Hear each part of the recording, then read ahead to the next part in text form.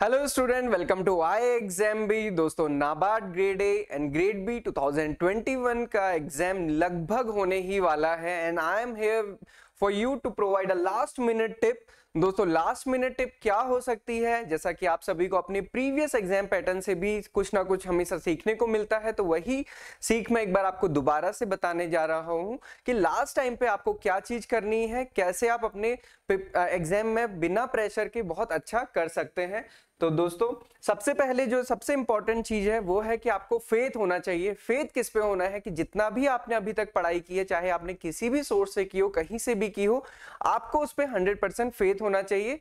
और last time पे आप कोई नई वीडियोस, नए मॉक टेस्ट, नया कंसेप्ट, कोई भी नई बुक्स ना ट्राई करें। आपने जो भी पढ़ा है आप उसी को रिवाइज करें एंड मैक्सिमम टाइम आप उसी को दें और उसको पूरा अच्छे से, और सबसे ज्यादा पॉसिबल हो तो जो आपके अपने हैंड रिटन नोट्स हैं आप केवल उन्हीं पे फोकस करें, उसके अलावा कुछ भी ना करें। Then second thing important is the patience. जब आप एग्जामिनेशन सेंटर में जाएं, एग्जाम दे रहे हो, तब आपने कुछ भी पहले से प्री डिटरमिन्ड या फिर आप कह सकते हैं कि कुछ भी कैरी ओवर करके नहीं जाना है। आप बिल्कुल वहां पे फ्रेश होके बैठिए और ये मान के चलिए कि सबसे ज्यादा बुद्धिमान वहां पे आप ही हैं।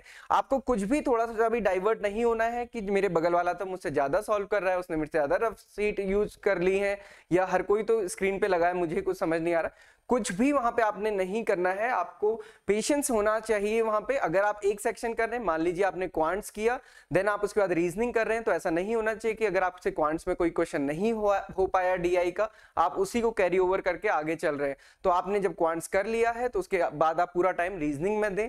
रीजनिंग में अगर आप क्वांट्स का सोचते रहेंगे तो आपकी रीजनिंग खराब होगी एंड देन आपके नेक्स्ट सेक्शन खराब होगा। और जब कभी स्टूडेंट्स पूछते हैं कि सर सबसे पहले कौन सा सेक्शन अटेम्प्ट करना चाहिए, तो उसके लिए सबसे अच्छी चीज है कि जो जिसमें आपको 100% कॉन्फिडेंस है, मतलब जिसमें आपको लगता है कि आपकी प्रिपरेशन बहुत अच्छी है, आप वहां से स्टार्ट करें। वो किसी के लिए रीजनिंग भी हो सकता है, किसी के लिए वो एग्रीकल्चर भी हो सकता है, किसी के लिए जीए भी हो सकती है। तो जिसमें आपको सबसे ज्यादा कॉन्फिडेंस है सबसे पहले वो अटेम्प्ट करें, एंड जिसमें आपको सबसे कम कॉन्फिडेंस है उसको सबसे लास्ट में करें और अपना टाइम देखते हुए अपने एग्जाम को करें। और सबसे बड़ी बात है कि क्या करना है आपको अभी से, तो मैंने आपको जैसे पहले भी बताया कि आपको अपनी जो पूरी पढ़ाई है उस पर पूरा विश्वास रखना है। आपका विश्वास डगमगाना नहीं चाहिए कोई भी नई चीज देखने के बाद कि आपने तो ये पढ़ा ही नहीं, या ये क्या चीज है, मेरा कैसे होगा। तो आपको अपने रिवाइज करने हैं अपने खुद से लिखे हुए नोट्स। अदरवाइज आप कोई नई बुक अभी स्टार्ट ना करें, कोई कंपैरिजन ना करें किसी और के साथ, या फिर कोई प्रीवियस आपकी अपनी गलती है उससे भी कंपेयर ना करें, या किसी कोई दूसरी सक्सेस स्टोरी है उससे भी खुद को कंपेयर ना करें, क्योंकि हर इंडिविजुअल अपने आप में अलग होता है। देन कोई प्रायर अजम्पशन नहीं होने चाहिए। जैसे मैंने आपसे कहा ना कि कट ऑफ के लिए आप बहुत ज्यादा चिंतित होकर जाते हैं, तो वो कोई पहले से अजम्पशन नहीं करके जाना है कि मैंने वहां पे 50 क्वेश्चंस करने या 50% मेरा मेरिट सेक्शन में होना चाहिए, क्योंकि अगेन वो डिपेंड करेगा आपके पेपर पे, क्वेश्चंस के लेवल पे, और बाकी सारे स्टूडेंट कैसा करते हैं उस पर कट ऑफ फिक्स होती है। तो वो पहले से कभी भी डिटरमाइन नहीं हो सकती है, तो उस पर बहुत ज्यादा ना सोचें, जितना आपको आ रहा है आप उतना ही करें। Next is feel intelligent.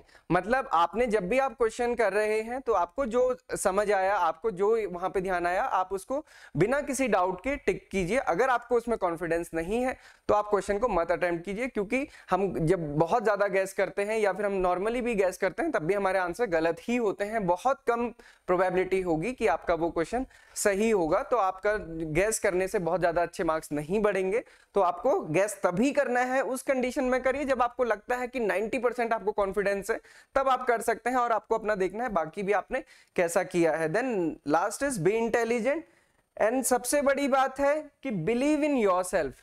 हर किसी का किसी से भी कंपैरिजन नहीं हो सकता है, तो आपको अपने में पूरा का पूरा बिलीव होना चाहिए, अपनी जो आपने प्रिपरेशन की है उस पर बिलीव होना चाहिए, और बिना किसी टेंशन के पूरा फ्री माइंड होकर एग्जाम में जाइए। आपका एग्जाम डेफिनेटली अच्छा होगा। So all the very best student. And one more thing कि बहुत पहले, मतलब जस्ट एक नाइट पहले एग्जाम के बहुत ज्यादा बुक्स के बीच में या फिर जीए के बीच में ना घिरे रहें, because remember one thing also, that rest is best before test. So all the very best student and have a good day ahead.